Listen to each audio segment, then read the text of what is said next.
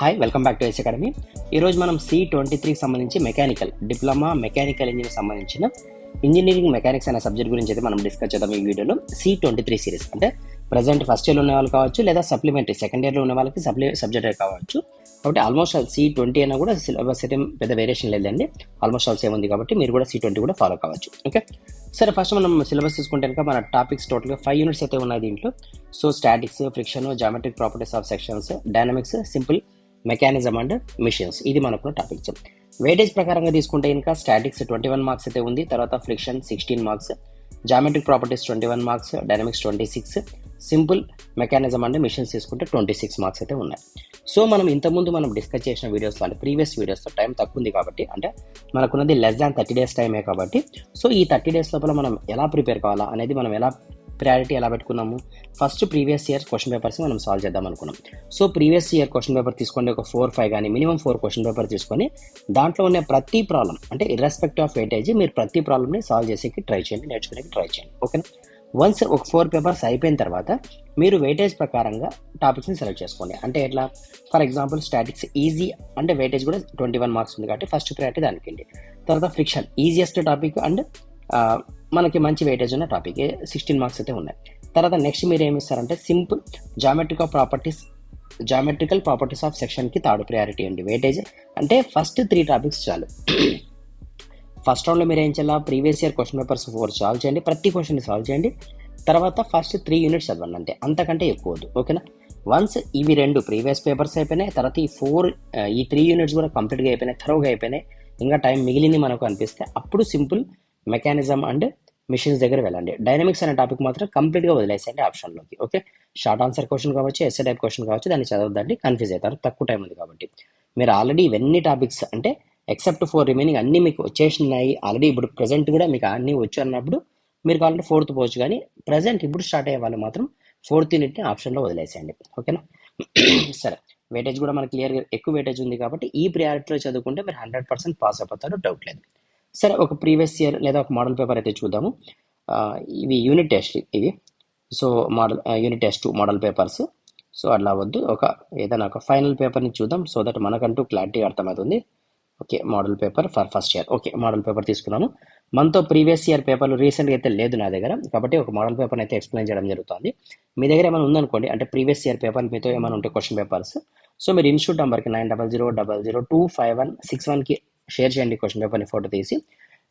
అలా మీరు కనుక పేపర్ని షేర్ చేస్తే కనుక సో దాన్ని సాల్వ్ చేసేకి ట్రై చేద్దాం మనం ఫర్దర్ వీడియోస్లో. ఓకేనా, మీ అందరూ కూడా హెల్ప్ఫుల్గా అయితే ఉంటుంది కాబట్టి మీతో ఏమైనా రీసెంట్గా రాసిన క్వశ్చన్ పేపర్లు ఉంటే ఈ నెంబర్కి షేర్ చేయండి. ఓకే సరే, ఒక మోడల్ పేపర్ అయితే చూద్దాము. సో మనకు ప్రజెంట్ ఎవరైతే ఫస్ట్ ఇయర్ ఉన్నారో వాళ్ళకి తెలియకపోతే కనుక మనకి ఎగ్జామ్ 80కి ఉంటుంది, ఎక్స్టర్నల్ ఎగ్జామ్. ఇంటర్నల్ ఎగ్జామ్స్ అంటే మనం రాసిన మిడ్ని బేస్ చేసుకుని ఇంటర్నల్ మార్క్స్ అయితే వేయడం జరుగుతుంది 20 మార్క్స్కి, ఎక్స్టర్నల్ 80 మార్క్స్కి.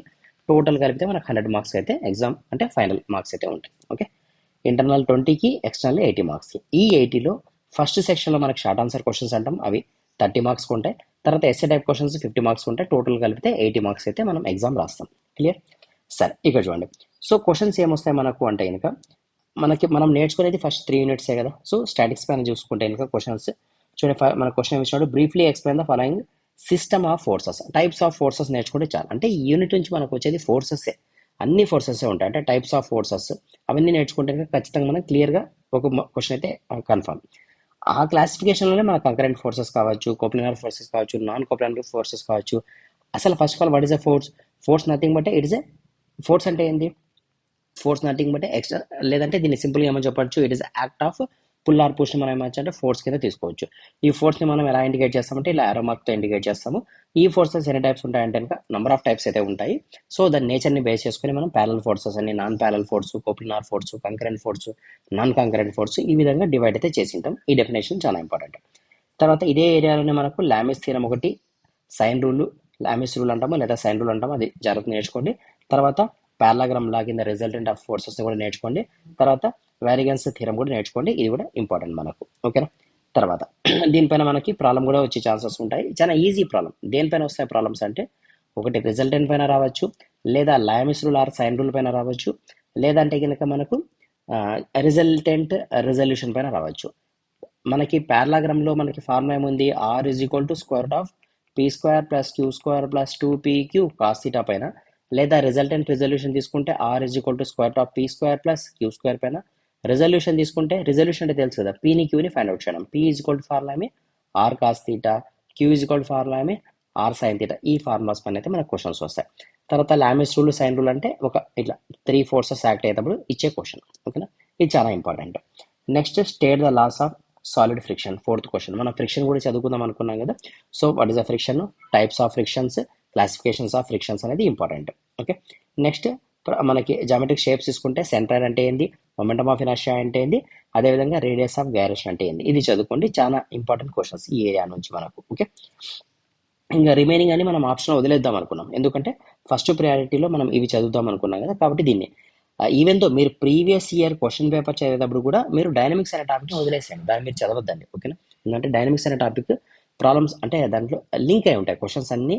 అంటే ఫర్ ఎగ్జాంపుల్ మీరు చిన్న క్వశ్చన్ అయినా కూడా దాంట్లో నంబర్ ఆఫ్ కాన్సెప్ట్స్ ఉంటాయి కాబట్టి మీరు 3 మార్క్స్ క్వశ్చన్ అయితే చేయగలరు, ఎస్ఏ టైప్ క్వశ్చన్ చేయలేరు. కాబట్టి ప్రీవియస్ ఇయర్ క్వశ్చన్స్లో కూడా డైనమిక్స్ అనే టాపిక్ని వదిలేసేయండి, చదవద్దండి ప్రజెంట్. ఓకే, తర్వాత చూద్దాం మనం. అదేవిధంగా ఎస్ఏ టైప్ క్వశ్చన్స్ తీసుకుంటే ఇక్కడ ఏం చూడండి, body weight whose plane is inclined. మనకి దేనిపైన ఇచ్చినాడు క్వశ్చన్, ఫ్రిక్షన్ పైన ఇచ్చినాడు. సో ఫ్రిక్షన్స్ అనే కాన్సెప్ట్ తీసుకుంటే, ఫ్రిక్షన్ అనే కాన్సెప్ట్ దానికంటే ముందు 12th క్వశ్చన్ కంటే ముందు 11th క్వశ్చన్ చూద్దాము. 11th క్వశ్చన్ మనకి దేనిపైన ఇచ్చినాడు, రిజల్టెంట్ రిజల్యూషన్ పైన ఇచ్చినాడు. అంటే మనకి ఇక్కడ ఈస్ట్ వెస్ట్ నార్త్ సౌత్ అన్ని వేసుకొని ఇచ్చిన ఫోర్సెస్ అన్ని మనం ఇలా డ్రా చేసుకొని ఈ ఫోర్సెస్ ద్వారా మనం ఏమైనా కనుక్కోవాలా, రిజల్టెంట్ అయితే కనుక్కోవాలి. ఓకేనా, వన్స్ రిజల్టెంట్ కనుక్కున్న తర్వాత మనం రిజల్యూషన్ కూడా కనుక్కోవచ్చు, లేదా యాంగిల్ కూడా కనుక్కోవచ్చు. ఈ టైప్ ఆఫ్ ప్రాబ్లం మనకి ఏది అడిగితే అది. ఇక్కడ క్వశ్చన్ అయితే రిజల్టెంట్ ఆఫ్ ద ఫోర్స్ కనుక్కోమన్నాడు కాబట్టి ఆర్ని మనం ఫైండ్ అవుట్ చేయాలి. ఎలా అనేది మనం ప్రీవియస్గా నెంబర్ ఆఫ్ టైమ్స్ డిస్కస్ చేసాము. ఆ వీడియోస్ అన్ని మీకు షేర్ చేస్తాను డిస్క్రిప్షన్లో, మీరు ఒకసారి అయితే చూడండి. లేదా మీ టెలిగ్రామ్లో గ్రూప్లో, మన టెలిగ్రామ్ గ్రూప్లో ఉంటే ఇంకా ఆల్రెడీ వీడియోస్ అన్ని అక్కడ ఉంటాయి. మెకానికల్ టెలిగ్రామ్ గ్రూప్ సపరేట్, అంటే ఈచ్ బ్రాంచ్కి ఈచ్ గ్రూప్ ఉంది కాబట్టి మీరు రిలేటెడ్ బ్రాంచ్లో మీరు జాయిన్ కండి. అంటే ఫర్ ఎగ్జాంపుల్ మీరు మెకానికల్ వాళ్ళు కాబట్టి మెకానికల్ గ్రూప్లో జాయిన్ కండి. అక్కడ మీకు వీడియోస్ అన్ని ఒక సీక్వెన్స్లో ఉంటాయి కాబట్టి మీకు చదువుకునే కూడా చాలా ఈజీగా ఉంటుంది. ఓకే, సో ఇది రిజల్టెంట్ పైన ప్రాబ్లమ్స్. నెక్స్ట్ మనకు ఫ్రిక్షన్ పైన ప్రాబ్లం. ఫ్రిక్షన్ పైన ప్రాబ్లం కూడా డెడ్ ఈజీ ప్రాబ్లం ఇది. జస్ట్ మనకి ఎన్ని కేసెస్ ఉన్నాయంటే ఇంకా హారిజాంటల్ ప్లాట్ఫామ్ పైన మనం ఒక వెహికల్ని పుల్ చేస్తే ఎంత ఫ్రిక్షన్ యాక్ట్ అవుతుంది, ఎంత లోడ్ అవసరం అవుతుంది. అదేవిధంగా ఈ హారిజాంటల్ ప్లాట్ఫామ్ పైన ఇంక్లైన్డ్ పుల్, అదేవిధంగా ఇంక్లైన్డ్ ప్లాట్ఫామ్ పైన parallel to plane, inclined platform పైన ఇంక్లైన్డ్ ప్లేన్, ఇంక్లైన్డ్ ప్లాట్ఫామ్ పైన హారిజాంటల్ ప్లేన్. ఇలా 5 కేసెస్ ఉంటాయి. ఈ 5 కేసెస్తోనే ఇవి 2 షార్ట్ ఆన్సర్ క్వశ్చన్స్ వస్తాయి, అంటే 3 మార్క్స్ క్వశ్చన్స్. ఇవి వచ్చి మనకి ఎస్ఏ టైప్ క్వశ్చన్స్ వస్తాయి, అంతే. ఇంతకంటే ఎక్కువ పెద్ద ఏం ఉండదు క్వశ్చన్. ఓకే, నెక్స్ట్ మనకి 13th క్వశ్చన్ ఏమొస్తుంది, మనకు సెంట్రాయిడ్ పైన వస్తుంది క్వశ్చన్. చాలా అంటే చాలా ఈజీ ప్రాబ్లం. జస్ట్ మీరు ఒక 2-3 క్వశ్చన్ నీట్గా టోటల్గా ప్రాక్టీస్ చేస్తే మీకు ఆటోమేటిక్గా క్లియర్గా అర్థమవుతుంది. ఇవి కూడా నేను ప్రీవియస్గా మనం డిస్కస్ చేయడం జరిగింది. ఓకే, అక్కడ మీరు చూడొచ్చు కావాలనుకుంటే. నెక్స్ట్ వన్స్ ఇవి కంప్లీట్ అయిన తర్వాత రిమైనింగ్ క్వశ్చన్స్కి వెళ్ళండి. ఈ టాపిక్స్ క్లియర్ అయిన తర్వాత, అంటే స్టాటిక్స్ పైన, ఫ్రిక్షన్ పైన, జామెట్రిక్ ప్రాపర్టీస్ పైన ఈ 3 యూనిట్స్ కంప్లీట్ చేయండి. కంప్లీట్ చేసిన తర్వాత రిమైనింగ్ టాపిక్స్ వెళ్ళండి. ఓకే, సో మీతో ప్రీవియస్ ఇది మోడల్ పేపర్ కాబట్టి మీకు కొంచెం మిస్ మ్యాచ్గా ఉండొచ్చు, నో ప్రాబ్లం. మీతో ఉన్న ప్రీవియస్ ఇయర్ క్వశ్చన్ పేపర్ నేను చెప్పిన నెంబర్ మీరు షేర్ చేయండి, దాన్ని నేను ఎక్స్ప్లెయిన్ చేస్తాను, డీటెయిల్గా ఎక్స్ప్లెయిన్ చేస్తాను. అంటే కంప్లీట్ క్వశ్చన్ ఆన్సర్ని కంప్లీట్గా ఎక్స్ప్లెయిన్ చేసే ట్రై చేస్తాను, సో దట్ మీకు క్లియర్గా అర్థమవుతుంది. టెక్స్ట్ బుక్ ప్యాటర్న్కి, అంటే మీరు టెక్స్ట్ బుక్లో చూసే సొల్యూషన్స్కి మీరు కాలేజ్లో కానీ లేదంటే మీ ఫ్రెండ్స్, మీ సీనియర్స్ ఎవరైతే చెప్పింటారో, అంటే మీకు ఎక్స్ప్లెయిన్ చేసింటారో వాళ్ళు చెప్పే ఎక్స్ప్లెనేషన్కి మనం ఇక్కడ చెప్పే ఎక్స్ప్లెనేషన్కి చాలా డిఫరెన్స్ ఉంటుంది. కాబట్టి మనం ఎలా ప్రాబ్లమ్ సాల్వ్ చేయాలా, ఎగ్జామ్లో ఆన్సర్ షీట్లో మనకి ఇచ్చిన క్వశ్చన్ని మనం ఆన్సర్ ఏ విధంగా రాస్తే మనకు మంచి మార్క్స్ వస్తాయి, ఇవన్నీ కూడా మనం ఫర్దర్ వీడియోస్ అయితే కనుక డిస్కస్ చేద్దాము. ఓకేనా, సో ఇది మీ ఫ్రెండ్స్ కూడా షేర్ చేయండి. మెకానికల్ అయితే కనుక మీ మెకానికల్ రిలేటెడ్ ఫ్రెండ్స్ కూడా షేర్ చేయండి, వాళ్ళకు కూడా హెల్ప్ఫుల్ అవుతుంది. మనం రీసెంట్ చూసినా కూడా మనకి మ్యాథ్స్ తర్వాత ఎక్కువ మంది మ్యాథ్స్ అయితే ఫెయిల్ అయినారు లాస్ట్ ఇయర్. సో మ్యాథ్స్ తర్వాత ఫిజిక్స్ కామన్ సబ్జెక్ట్ అనుకోండి, మ్యాథ్స్ ఫిజిక్స్. దాని తర్వాత ఎక్కువ మంది ఫెయిల్ అయిన సబ్జెక్ట్ ఏది ఉందంటే కనుక ఇంజనీరింగ్ మెకానిక్సే ఉంది. కాబట్టి ఇది మీకు సీక్వెన్స్ యూజ్ అవుతుంది. అంటే ఫర్ ఎగ్జాంపుల్ మీరు ఇంజనీరింగ్ మెకానిక్స్ కనుక ఫెయిల్ అయినారనుకోండి, దీనికి సీక్వెన్స్ మీకు ఎస్ఎం వస్తుంది, strength of material or solid mechanics వస్తుంది. అక్కడ కూడా మీకు టఫ్ అయ్యే ఛాన్సెస్ ఉంటాయి. కాబట్టి ఇది సీక్వెన్స్గా చదువుకోవాలి. మీరు ఇది చదివిన తర్వాత నెక్స్ట్ ఇది ఈజీగా అర్థమవుతుంది. సో మిస్ చేసుకోదండి, ప్రాపర్గా చదువుకోండి. ఎవరైతే ఫస్ట్ ఇయర్ ఉన్నారో వాళ్ళకి చెప్తాను. సప్లీ ఉన్న వాళ్ళైతే కనుక ఖచ్చితంగా ఆప్షన్ లేదు కాబట్టి ప్లాన్గా చదువుకోండి.